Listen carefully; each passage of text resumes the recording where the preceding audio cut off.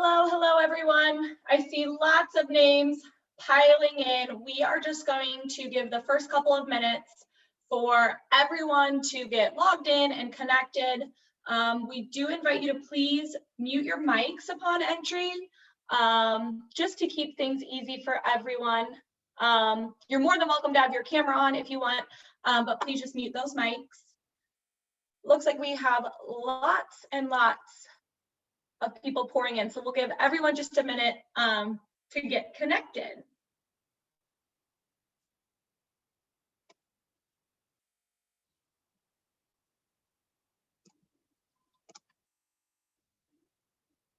All right, I think I just saw our last student pop in from the waiting room, but I'll keep an eye on it in case anyone else pops in a few minutes late, but we will go ahead and get started. First and foremost, I want to welcome you to tonight's webinar featuring our Global Education Office here at John Carroll University. My name is Hannah Reese. I am one of our Assistant Directors of Enrollment at JCU. I recognize some really familiar faces joining us. If I am your enrollment manager, wonderful to see you. I'll be hanging around tonight throughout the entire webinar. If you do have questions about any of your next steps in terms of housing or deposits or getting registered for orientation. But as you know, the reason that you registered tonight was to learn more about the study abroad opportunities at John Carroll. So with that being said, I'm here in a minute just going to turn things over to Melanie to get started, but I will remind everyone, if you do have questions, please feel free to throw those in the chat. I'll be moderating that as we move through the event. And of course, at the end, if we need to touch base on anything additionally, we can certainly do that. So thank you again for joining us. And without further ado, I will turn things over to Melanie. Thank you, Hannah. Good evening, everyone, and thank you for joining us tonight to chat and learn a bit more about study abroad and what we do at the Center for Global Education here at John Carroll. I want to go through some of the opportunities we have to get involved with study abroad and let you hear from some of our students. First of all, I invite you to pop any questions you have into the chat as we go through. We're happy to answer those, and then we'll also save some time at the end to do a bit of Q&A. I want to start with just a brief outline of what we'll talk about tonight. So we're going to start with kind of what is the Center for Global Education, the different types of programs we have for study abroad, some of the destinations we have to study, and then we also want to do a bit about the student perspective. So I'm going to take a second to introduce a few of our students that we have joining us tonight. And here, so you can do a quick introduction with them. I'll start with Amy Thompson, if you want to jump on. Hi, my name is Amy Thompson. I'm from Canton, Ohio, and I actually studied biology at John Carroll, and I went to Galway, Ireland. Very good. And Alex, if you want to jump on. Yeah, my name is Alex Reyes. I am from Toledo, Ohio, and I am studying economics, but I'm pre-dental, and I studied abroad in Rome. Very good. And finally, Colin, do you want to say hello real quick? Good evening, everyone. My name is Colin Derrig. I am a senior political science and East Asian studies double major with a minor in peace, justice, and human rights from Akron, Ohio. And I studied abroad at Kansai Gaidai University in Osaka, Japan. Very good. Thank you all very much. And then as I said previously, we'll wrap up the presentation at the end with a bit of Q&A for you tonight. So to jump right into what is the Center of Global Education and what do we do? So our primary service right now is working with students that wish to study abroad during their time at John Carroll for a semester or a summer, or even some of our students will do a shorter term program, which we'll talk a bit more about. So some of the things that our office will work with you on is we're going to walk you through that process to help you identify the program that's the best fit for you academically, and it'll help you keep on track for graduation is always obviously the most important thing, but also finding a program that's going to fit your personal needs and kind of your interests for travel and areas of study that you might want to go. We'll help you navigate that visa process. It sounds really daunting, but we'll help you get through that and kind of check in with you while you are abroad as well. So that is always kind of the main things that we do, but some of the other opportunities we have are we work with our international students as they come to John Carroll. So if any of you are joining us from an international country, welcome. And I will look forward to working with you as we get closer to August. And we also offer several cultural events. So some of the fun things that we do with our cultural events are Most of them involve food, so it's always a delicious offering. We started in 2019, we started our International Supper Society, and that's a really fun one. Each month we go to a different restaurant and try different international cuisines, things like that. So there's always something for everyone. A lot of times our international students love going to, so they can talk about the food from their home countries as well. So there's a lot of different opportunities to be involved in things like that. For our international students, we also work with them on their CPT and OPT employment offerings. So just a lot to kind of keep in mind for you there. The office is located in the B wing of the admin building on campus. So we're pretty centrally located around classrooms and in the middle of campus too. So if you're ever walking through and you see all the flags, make sure to stop by and say hello. The different types of programs that we have at John Carroll. So I'll start with our faculty-led programs. So these are going to be a program that you'll take a class here on campus during the spring semester, and then you'll study abroad with your class, either over spring break or the first couple weeks of summer. These are nice if you're unsure about traveling abroad or you've never been out of the country and you're just not right, you're not sure if that's the right fit for you. These programs are going to be great because you're going to take what you kind of learn in the classroom and go on the road. So if you're studying art history, it's so fun to look at it in a book, but when you actually get to go see it in real life in the museum, it's a different experience. So that's kind of where those programs started. We offer about 10 different programs each year, depending on the semester. They're always offered in the spring, and then there's different programs offered in odd years versus even years. So there's a couple students have done multiples throughout their time here at John Carroll, which is really nice. Otherwise, they'll just pick one and then it's that travel bug and they end up doing a semester abroad after. Another offering are going to be our semester programs. Some of our students will even do a year long, but that's less common. Our semester programs usually line up pretty closely with our semester dates here on campus to give you an idea of when you would be abroad. But some of our programs have a better fit depending on where you want to go. Weather-wise, I think is always something to keep in mind, whether you're going south of the equator in their rainy season or what have you. So we offer a ton of different programs. We're on 4 different continents, and we work with students that want to go all over. So we'll go through some of those destinations here in a minute. And then the final program we have is JCU Rome. JCU Rome is probably one of the best things that we do at John Carroll. It's a great offering. It's kind of a hybrid of the 2 semester program, but also a faculty led. So it's really nice. It's a 16-week program, and it starts with a 5-week language immersion in Abruzzo. And you have a faculty member with you the entire time to kind of do a little bit of the touring and getting you acclimated to the Italian life. But then after that, you go and spend 12 weeks, a full semester in downtown, like in Rome. So you're living right in Vatican City. You can't beat the location. It's really wonderful. And you'll hear more about that from Alex here in a little bit. But it's a really great program, and it's nice because you do have that faculty member with you. So if you're unsure about doing a semester abroad, that's always a great combination of a program, just because you do have that additional support. You also are with a larger group of John Carroll students, which can be really comforting. So it's kind of taking the JCU campus, and instead of the view being the quad outside, it's the Vatican. So it's just a little unique opportunity for a good semester abroad. Like I said, some of the destinations we offer, so faculty-led programs, many of these are offered every year, but some of them are going to alternate different odd years and even years. So our faculty-led programs, it's always going to be in the spring. About half of them will travel over spring break, and the other half go at the end of the semester. So just the week after your class, after your final exams, or some of them even will wait and do 3 weeks in the summer, but those are really more rare. They are always a class that is, most of them are core related, so they're open to all students with the exception of Costa Rica is going to be an upper level field biology class. So there's something really for everyone. If there's a destination here that you don't see, the best thing is our faculty are always offering more programs and kind of deciding where should we take students, where haven't we gone before, what's going on in the world, and how can we add to that. So there's always new programs being added. Most recently, we added Cuba, and hopefully we will be looking to add a program to China in the next 2 years or so. So we're always growing there. And then our semester programs, these are the countries that you see listed here are going to be partnerships that we have for exchange opportunities, which is always really nice. But then also we offer third-party providers. So if you see something, or if you were thinking about an area or a country that you don't see on the list, there's always going to be something that we can find for you that's a good fit. Some of our programs are offered towards specific majors. So a lot of times you'll hear STEM students are going to study in Ireland, and that's really mostly based on the availability of course offerings with a lab, where other partnerships like our German partners are a really good fit for our Bowler College of Business students. So keep that in mind too. Depending on where you're studying, one country might be better than another, but we can always find something that's a good fit for you academically.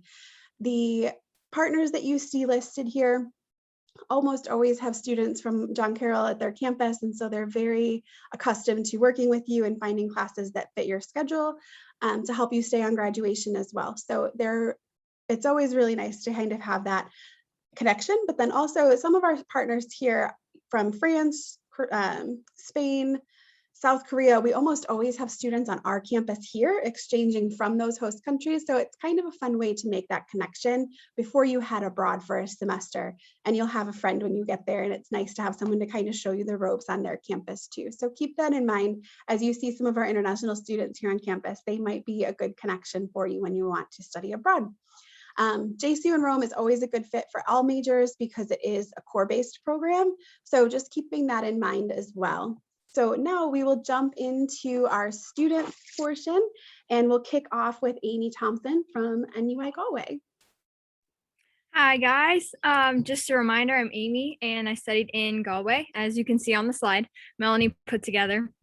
So I actually have a funny story just to start out with. I was on the quad at NUI Galway, and it was me and one of my other friends that I met there, and we were just hanging out, and we saw some people playing football, which I guess football is soccer over there. But so I was talking to them and I was saying like, oh, I'm from Ohio, I'm from John Carroll University. And they actually told me that one of their friends studied abroad the same semester that I was, but he was at our campus. And so I was like, oh my gosh, so I texted one of my friends from John Carroll, and they said that they were in class with this boy. And I was like, oh my gosh, what a small world. So anyway, as soon as Melanie said that students come here to our campus, I was like, oh my gosh, that's a good story. So I actually went with one other student. Her name was Sydney. And I definitely would recommend trying to find someone to go with. It doesn't have to be a big group, because honestly, traveling in a big group is kind of difficult just because you have so many different people with different options and different opinions and things. And so it did work out for us.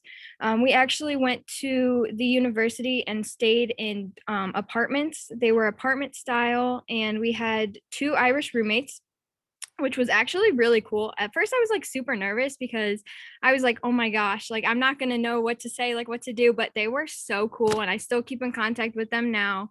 And they really actually showed me the ropes of the town and where to go and what restaurants to eat at, and just different study hacks that are over there, because the curriculum is so different. And so I would definitely recommend trying to live with someone there, like a student there, if you can. So that is one perk of NUI Galway, because you can live with them. And so I'm a STEM major. I studied biology, and I'm currently studying to go to medical school. And so I know that process can be different, and I know some STEM majors are kind of nervous about studying abroad, because I definitely was. I actually took 2 science classes over there, a marine zoology class and a pharmacology class, which were so cool. It was so awesome, but it is a little difficult because the science professors have different expectations. And so you just have to be open with your professors and talk to them about their expectations, because it is different from the United States curriculum. And so I would also recommend taking classes about the history of the country that you're in. And so I took a history of Ireland class, and I also took Gaelic. And so you probably are wondering, well, doesn't Ireland speak English? Yes, that was one of the reasons why I went there, but I did take a Gaelic class. And so that is a language that they speak there. And it was awesome because I could learn with my roommate, because my roommate, who is Irish, she took it when she was in middle school. So she was teaching me about all the different dialects and the different words and everything. So it was pretty cool to be able to learn their language. And so for clubs, I actually So there was a club fair, and of course, we didn't really know what else to do that day. So we went, and Sydney and I ended up joining a circus club. So we learned how to juggle, which was pretty cool. We actually took a fencing class, which was pretty awesome, and an archery class, and like a lot of things that John Carroll doesn't have to offer that we were able to do over there. So it's kind of just like taking every opportunity you have. I actually tried to do service over there. It is called a Best Buddies program, but unfortunately, a lot of the service programs wanted a year commitment. So I wasn't able to fulfill that since I was only staying for a semester. And so the reason why I chose NUI Galway was I was interested in marine zoology as a biology major, and John Carroll does not offer a class like that. And so I was interested in that. And just because Ireland's beautiful, as you can see throughout the pictures. And so yeah, but my advice to you is just do it. Like honestly, you're not gonna be as young as you are now. You're not gonna have as much free time as you are now. Like just do it. It's so fun. And honestly, like reach out to the people at John Carroll because they were lifesavers for me. Like I was so nervous to go and so nervous just being like on my own with someone that I barely knew, this Sydney. And so the John Carroll students were so helpful in resources and tricks and tips on travel and just a bunch of different things. So I can put my email in the chat. And if you guys want to email me with literally any question, any time of the day, I will be happy to answer them. So I hope you all enjoyed, and I'll see you. Awesome. Thank you, Amy. I forgot about your clown school. So that was a good, that was my favorite video y'all ever sent. Perfect. So we'll jump into Alex to talk about JCU in Rome. Yeah, so JCU in Rome is a fantastic program. I'll start by saying I think it's great because it can be good for any major. Most of the classes that you're going to be taking when you go to Rome are very core related. So philosophies and theologies, things that you would have to take at John Carroll anyway. So anybody and everybody can go. It's pretty good for any major. You can work it into any program. But anyways, I'll start with, as Melanie mentioned earlier, there is a 5-week language immersion in Abruzzo, which is a region about 2 hours east of Rome. So you kind of stay in the countryside up in the mountains, which was really cool. It is absolutely beautiful. And while you're there, you do take some classes. So you would take a language class. I knew absolutely zero Italian going into this. So taking Italian 101 and trying to communicate with people who spoke no English was very interesting, but we made it work. And it's not as hard to communicate with them as you would think. That little bit of language that you can learn right away is pretty helpful and pretty useful. But you'll take a class over, one thing that I found really interesting was a class over Italian women in society. So it kind of looks at how the role of women has evolved over time throughout the history of Italy, which was actually I thought it was the most interesting class that we took while we were in Abruzzo. But anyway, outside of that, your classes will typically take you through the morning there, and then you kind of go and do some really cool things. You'll go hiking, you'll go to beaches, you'll take some trips to Sorrento, the Amalfi Coast, Milan. So those were all really cool. And then they also take you to some beaches as well, which was awesome. And you really get to know the locals. We actually played soccer with them one time, which was a lot of fun. We got to know them pretty well. But once you get to Rome, there's kind of like a selection of classes that you can take. So you can kind of build your own schedule in a sense. All of the classes are really interesting. I took a history of the papacy class, which was probably one of my favorite classes of all time. I took business ethics over there, which is really interesting. It was done seminar style, and being able to kind of hear from the professor about different perspectives on ethics and business was really, really awesome. And then I also took a link course there, which was Italian history and art history. as well. So it kind of combines Italian art with Italian history and kind of talks about how those two relate, which was super cool. As far as service goes, I did do some service. It is optional through the program. But basically what it is, it's once a week and you go and you actually work with people from the Vatican. They're typically priests who are studying there, and you go out into the surrounding areas around St. Peter's Basilica, and you go in the morning and you kind of hand out coffee, biscuits, and just kind of try to help out any of the homeless who are staying around the area for that night. As far as clubs go, I didn't really do a whole lot, but I did take some classes over there outside of my actual classes. I actually learned how to make pasta, which was really interesting. So I learned how to make my own carbonara pasta. It's a lot of fun, highly recommend it. But yeah, I mean, I know a lot of people were kind of going out and trying to learn new things. I had a friend who actually went and learned more about photography while he was there. He went into a photo shop and he actually learned a lot from the people who were in there. They spoke English and they were able to teach him a lot. So it's not really a class, but you can kind of go out and kind of find some cool things and learn a lot of new skills. Housing wise, was super cool.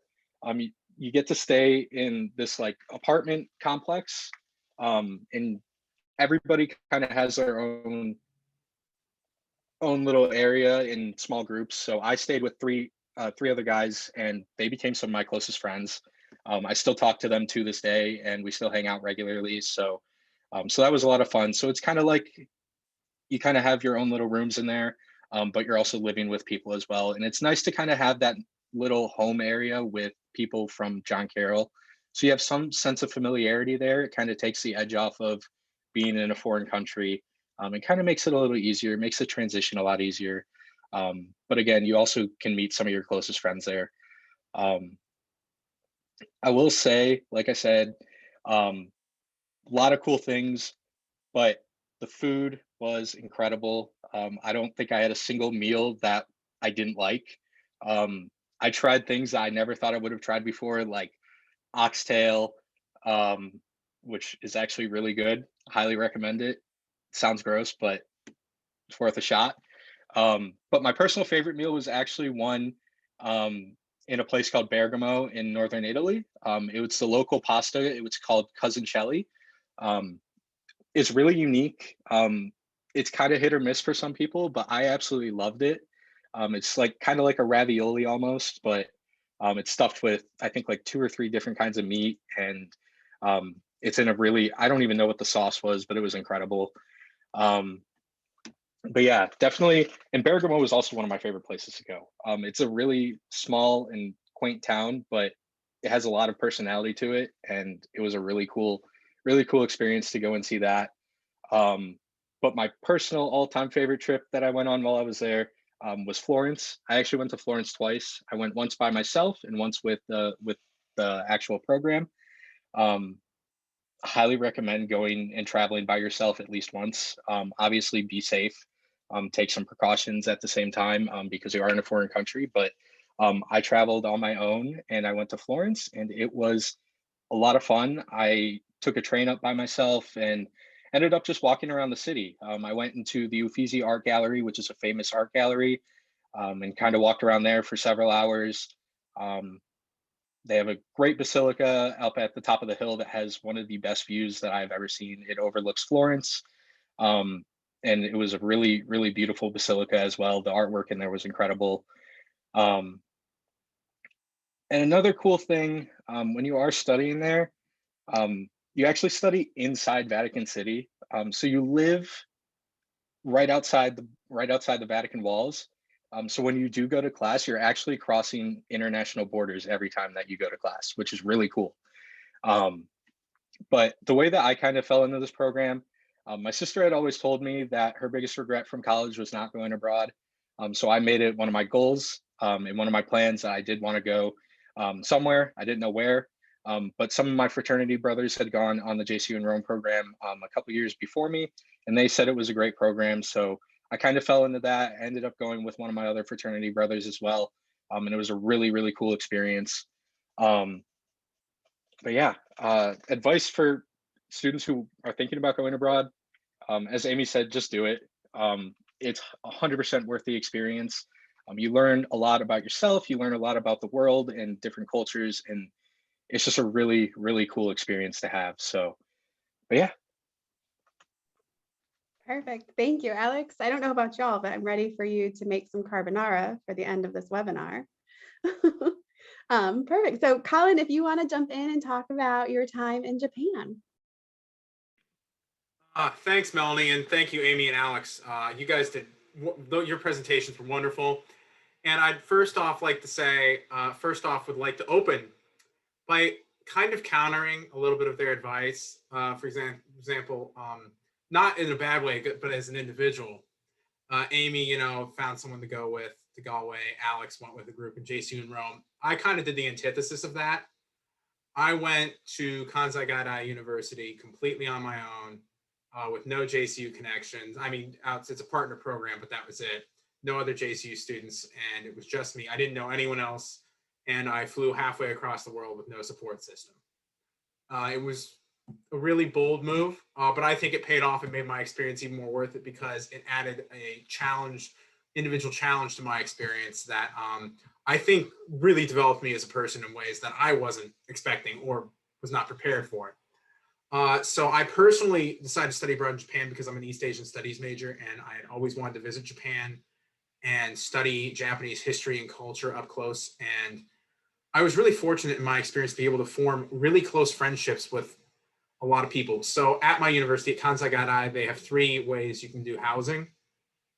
You could either live in a dorm, stay with a Japanese family, or find yourself an apartment on your own and completely find that on your own. I considered the latter 2, but I ended up deciding to live in a dorm. And so I stayed on a dorm on one of their 2 campuses, because they have 2 campuses that are about a 20-minute walk from each other. And it was fantastic because I was in a dorm with a mix of international students from around the world. Actually, in the photo with the deer right there, that's in Nara, which is about a 45-minute train ride away from Osaka, where I was living. Is the guy in the background squatting. He was one of my dorm mates, Lucas, who was really funny. He was from Ravenna and went to Akron U, and he was on my floor. And we met on like the second night in Japan. And I was wearing a Cleveland Browns jacket, and he walked and he looks at me and like, I was not expecting to see a person in a Browns jacket in Japan. So we hit it off, and he was a person I spent a lot of time with. During my time in Japan, I tried to immerse myself really deeply culturally. I spent my time traveling as much as I could. I did a lot of solo traveling. I did some small groups with some friends, Lucas and a couple other friends. I had a friend from Australia, a couple other American friends, a friend from New Zealand who I spent a lot of time with, as well as some Japanese friends.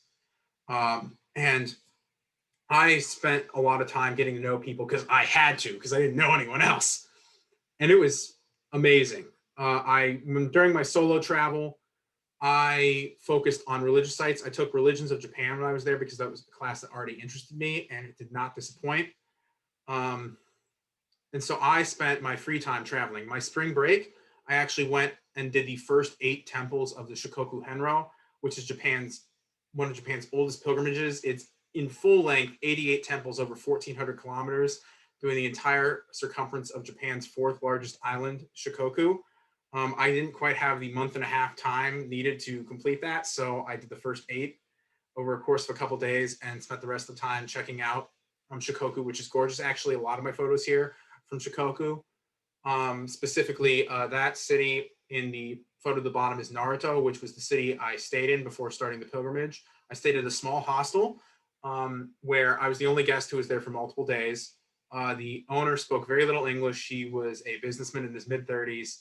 And so in the evenings, when I was done with my activities for the day, I'd sit there and we'd have conversations in a mix of Japanese and English as he watched like early 2000s American television on Netflix. He was really into Prison Break, if anyone knows that show. I didn't even know that was a show until it was something was like on CBS from like 2003 to 2006, and he was watching that. And there were also guests that went through. I think kind of seconding Alex's point, solo travel is incredibly rewarding. So you have to talk to people. My language skills were somewhat improved there. They're still pretty bad though. I specialize in Chinese, not Japanese in terms of language. But I was gorgeous. The path there with the sky is actually part of the Henro path. I believe that is the path in between temples 3 and 4, if my memory serves me correctly. It was about an hour and a half walk between the two. And the temple there is at me in front of that is a Tenno statue, which is a Japanese Buddhist guardian deity, which you usually see stationed in the gateways to Buddhist temples in Japan, because they are supposed to ward off evil spirits. That Tenno, or Heavenly King, I believe that's Fudomyo-o, is behind me in that photo at the first temple of the Shikoku Henro pilgrimage. And then the final image I have in the corner is from Kurama, which is a holy mountain in northern Kyoto, which I highly suggest whether you study abroad in Japan or not, or if you ever find a chance to get to Japan, to visit Kyoto.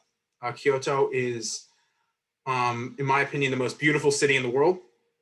It is one of the oldest cities in Japan. It has been Japan's religious center for over 1,200 years and is home to thousands upon thousands of shrines. I could have spent a lifetime in Kyoto and not seen everything. The northern mountains are beautiful. They border Lake Biwa, Japan's largest inland lake, and the hiking is wonderful.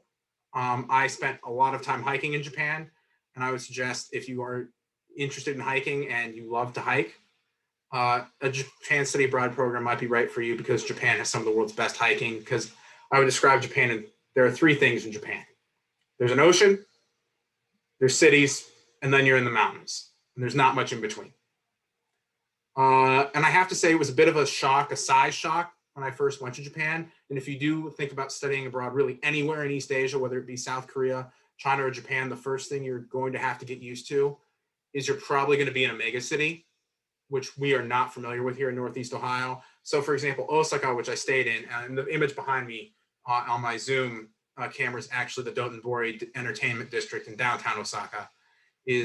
Osaka is a city of 19 million people.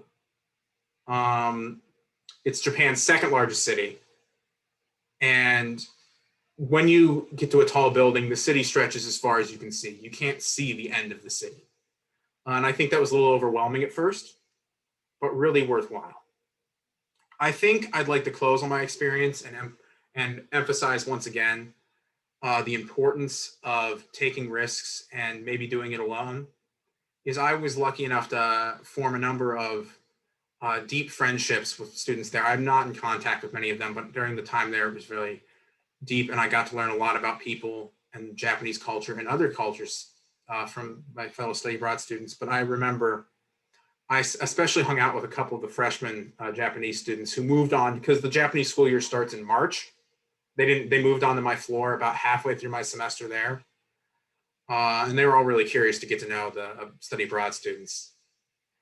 And I would spend a lot of time just in the kitchen, cooking with them, talking with them. I would go and play basketball, and we'd play mixed basketball games with a mix of foreign exchange students and Japanese students. Incredibly fun. And I got to know them all really well. And I have 2 stories about my last day in Japan that relate to these freshmen. I remember it was about probably 11 p.m. The night I was going to travel. The night before I traveled back, I had a flight at about 7 in the morning to leave. And one of the Japanese students knocked on my door, Ryosuke, and he was crying because he was typing a message in like the floor messaging chat that we had that was saying goodbye to all the exchange students as we left over the course of that week. And his English writing wasn't very good, and he wanted me to help him write the English message. And I remember I held it together. I helped him write a message in English to all of us who were leaving. And then we had a big hug, and he left. And I mean, that was the last time I saw Ryosuke. But I remember he left, and I started crying, because I really recognized that the odds are I would ever see him again in my life are pretty low. And it's sad, it's melancholy, but it's beautiful because of the just the ideal of it. And then the next morning when I got up, I was really lucky because another one of the freshman students knew I was getting up to leave at 4:30 in the morning so I could walk to the bus station. Side note, Japan's public transportation is excellent. It's wonderful. I miss it every day. And I was getting up to walk to the airport bus station to go to the airport. And Kosei, another one of the freshman students, had actually set his alarm and got up at that time so he could help me carry my stuff. So I think it's important to remember, if you have the opportunity to do study abroad, you'll meet amazing people from around the world who you may never get to meet otherwise. And it's important for those relationships, and it really helps you understand the human person better. And I think one last piece of advice is that when you're considering study abroad, like Alex and Amy said, you should just do it because it's an amazing experience that will change your life. And I think it's important not to reflect on the fact that it's an inherently time-limited experience. You know, you'll only be doing it most likely for 5 to 6 months. And, you know, sometimes that can be intimidating, especially like after what I just said with, you know, losing friends who, you know, you've made over the course of that time. But I'd like to connect that to an ideal of Japanese culture that I learned during my time there. Mono no aware, the beauty of the transience of all things.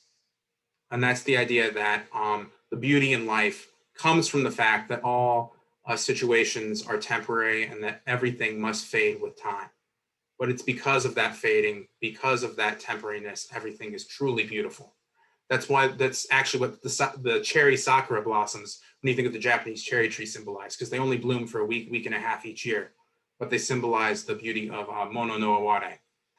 So to close with the opening line of the Japanese poem, the Heike, which echoes the mono no aware, the Gyon Soja bells echo through the mist, ringing the transience of all things. Thank you. Thank you, Colin. That your opening statement was that you had a huge transition in the person that left John Carroll and the person that came back. I still think that you are probably the biggest transition I've seen. So it's definitely true. And it's nice to hear that the three of y'all have different experiences, from going individually, going with a large group, and going with just the one other person. I think that kind of sums up a lot of what a semester abroad. It's all three perspectives, which is awesome. So we will move on to questions. And before I hand it back to Hannah, I want to start off with just the question that I think I get the most, is kind of, what am I going to get from studying abroad? I know that all three of our students have said, just do it. And I can't emphasize that enough. Just do it. Life happens and you grow up and you don't have a chance to spend that time abroad later, I promise you. But the biggest thing I get is probably just, what are you going to get out of it? There's so many things that you don't expect. And I think that Colin I think all of you touched on it, but Colin probably touched on it the most, is just having that problem solving and adaptability and having to communicate with people that don't speak your language. Alex mentioned that too. Just cultural and self-awareness. There's so many things that are going to help you kind of in your future and jumping into that job placement after graduation. They're really good life skills, is probably the best thing that you'll gain from study abroad. And it's always something that you don't expect, I think, is probably what our students come back with as one of their most positive experiences. So I'll hand it back to you, Hannah. If you want to go through some of the questions, we're happy to jump in and help.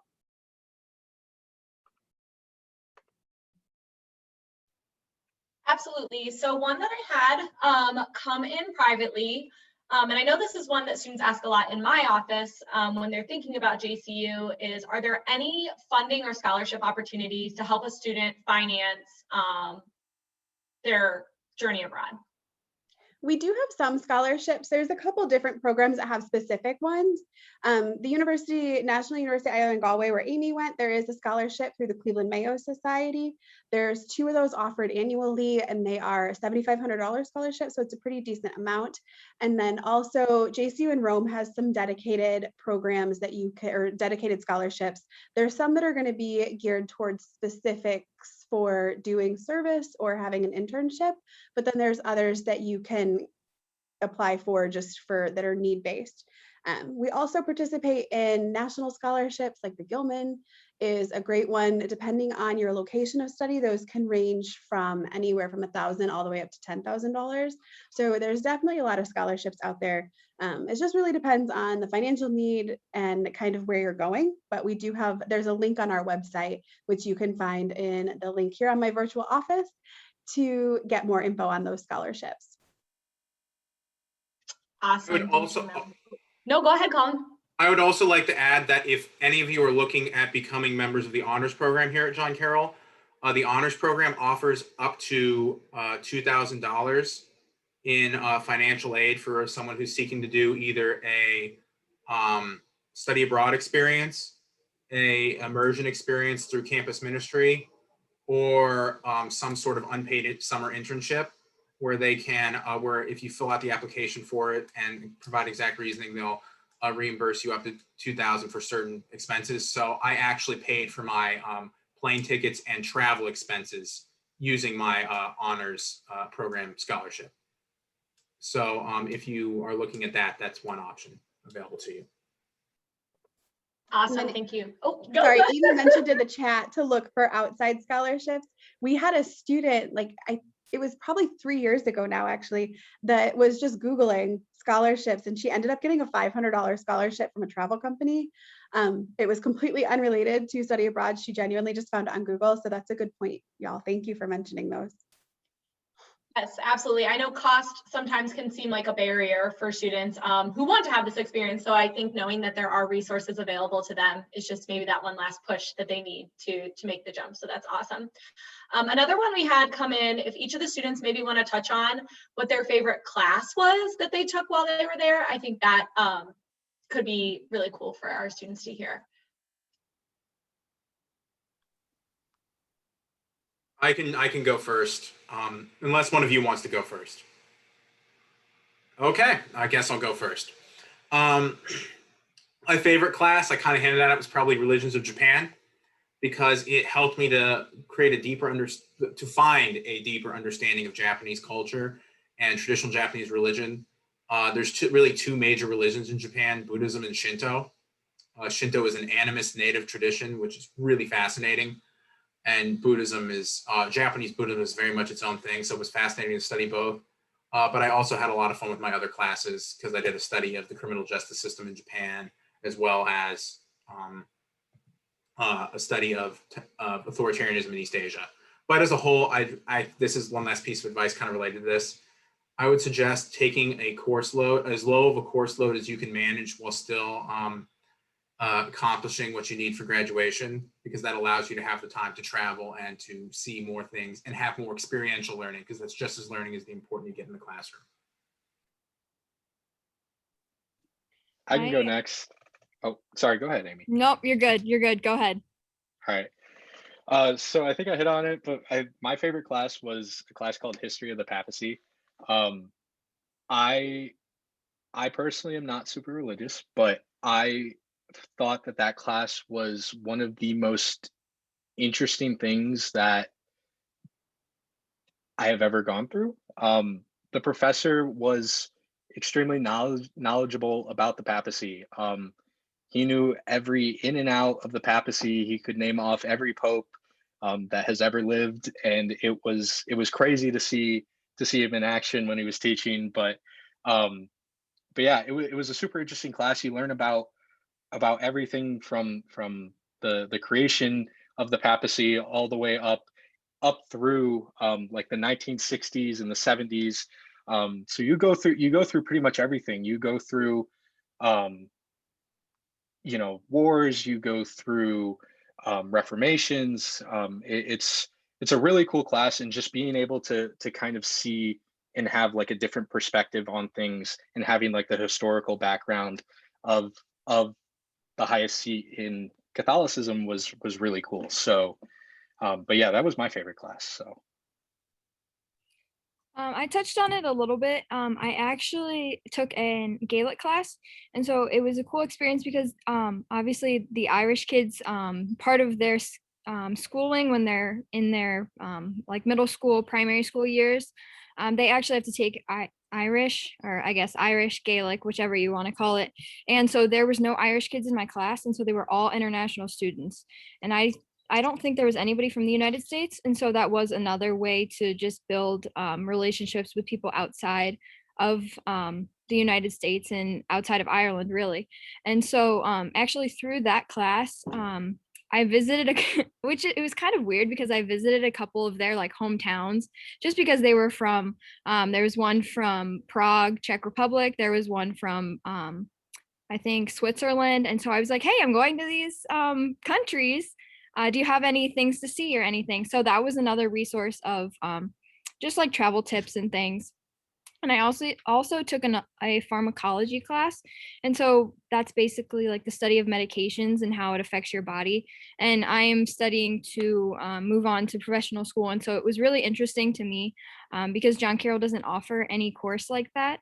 And so it was interesting for me. And also now I'm working as a pharmacy technician. And so I applied what I learned through the course of pharmacology in my job now. And so, which is a super cool opportunity. So those are my couple favorite classes. Awesome. Thanks, Amy. At this point, nothing new has come in the chat, but I will give everyone just the last couple of minutes. If you do have something that you didn't get a chance to put in the chat because you were listening, feel free to throw that in there now and we will definitely address it. But I do want to formally thank Melanie and our students for joining us tonight. We really appreciate you. We know that study abroad is just such an impactful experience for John Carroll students and one that many are eager to learn more about. So we appreciate your time and sharing your experiences. As all the students mentioned, please feel free to reach out with questions.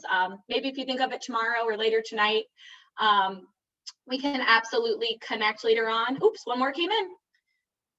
In what year can you start studying abroad?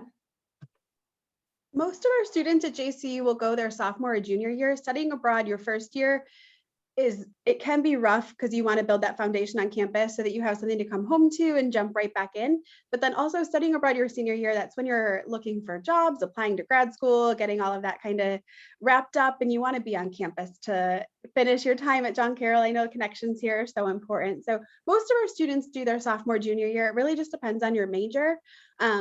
JCU in Rome is great for sophomore year, but some of our other programs, if you're trying, like Amy went in her junior year, trying to take upper level pharmacology classes, you want to do that as you're kind of getting ready for those classes. So it just kind of depends on your major really, but sophomore, junior for sure. Can you study abroad more than once?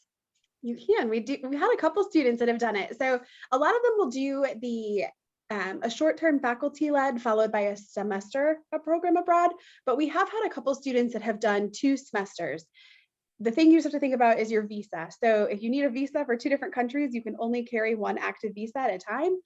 So sometimes students will do a fall semester followed by the next fall semester. So going your sophomore and junior year that way, otherwise you can do a full year in the same country is always really simple to do. But yeah. Excellent. One more. Sorry, I'm like rapid firing you, Melanie. Well, actually, this one's for the students. And probably a great question for any college student in general, but how did you manage your responsibilities in the classroom while also having the time to have that full experience and travel and get to explore the place that you chose to visit? I can go there. So for me, I think what really helped me was kind of not really like setting a schedule, but knowing like make sure that you know your deadlines. Like obviously, I think that's the starter there, but being able to kind of like work during the week, and then you can kind of for me at least, the motivation was I can travel on the weekends and I can go and have fun on the weekends. And I can, hang out with my friends in the evenings as well. Even if we're just in Rome, we can go walk around. But definitely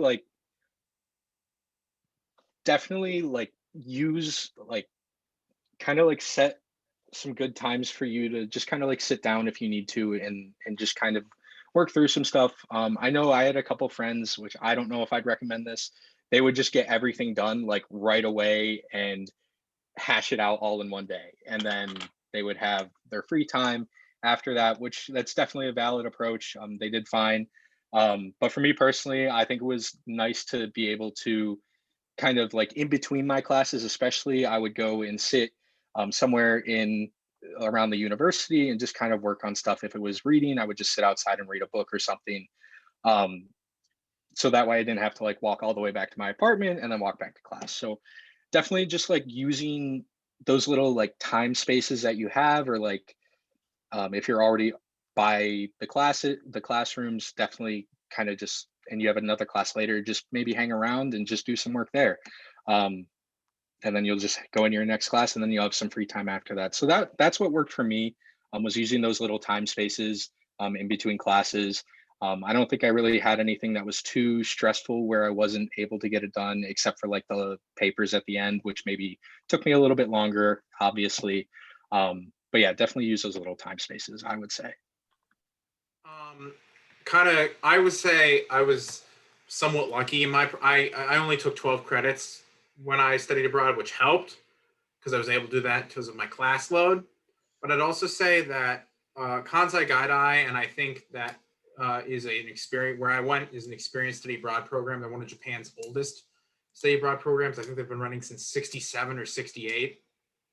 And one of their emphases is the fact that experiential learning and getting outside into the community and, traveling and doing things that not necessarily touristy, especially avoid doing touristy things actually, but, going and seeing different things and going to places where tourists wouldn't go, is important. And they recognize that that's what really makes study abroad special.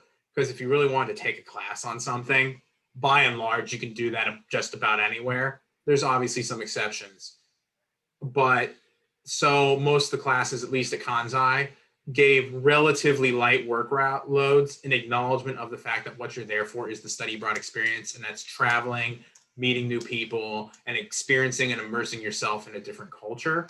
So I think any good study abroad program will probably respect your time in a similar way. I think for me, the girl that I went with, she was actually a STEM major as well.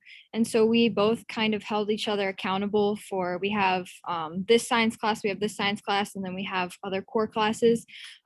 Like everyone is saying, the curriculum is different. So I had a class where the 2 grades that I had were my midterm paper and my final paper. So it just depends, but I also had classes where I had weekly assignments that I had to turn in via the internet, like online. And so I think it just depends on like which classes you take, but like Alex was saying, just know your deadlines and just be accountable for yourself. And it is helpful if you have other students that 1 or 2 other students to hold you accountable as well. And I think the motivation is you're there because you want to learn about the place you're in, you want to travel, you want to talk to other people. And so like by using that motivation, you get things done, I think. And so I think a planner is definitely helpful. Every college student knows that a planner is helpful. But other than that, just be accountable for yourself and really plan out your trips. That was what I found was important. So my roommate and I would plan out our trips about a month ahead of time. So we would know, okay, well, we're going to be in Barcelona for 3 days. Okay, we're going to be in so-and-so for 3 days. And we have a paper due the next week. So we need to work on it. And you also can take things too to work on your flights. I definitely recommend that because honestly, flights are boring. You probably can't see anything anyway. So that is another good opportunity to take things and study. So. Awesome. Thank you, students. I think the key takeaway is organization and time management. Whether you're domestic or abroad, it will help you be successful in college, right? But I really do, again, appreciate everyone's time tonight. But in the respect of time, we are almost hitting 8 o'clock. I will mention, if you want to see a little bit more about the study abroad experience at JCU, you can check out the Instagram. It's right down there in the corner of the presentation slide. So you can see some different insights about the experiences students have had.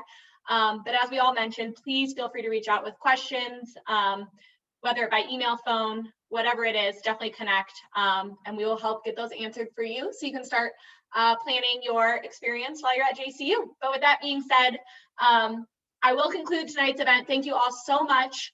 And we will see you on campus in just a couple months. Thank you very much, everyone. Feel free to email me any questions. Bye, guys. Thank you. Thank you. Bye-bye.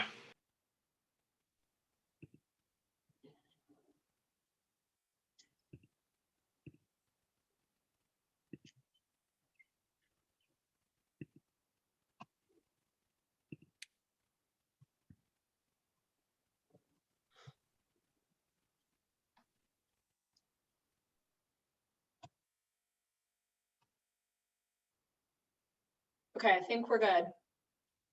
Perfect. Is there anything else that you need from us? Nope, once I end, it'll all save for Nikki. Like I said, she'll be able to download. I should stop recording so she doesn't have to cut this out.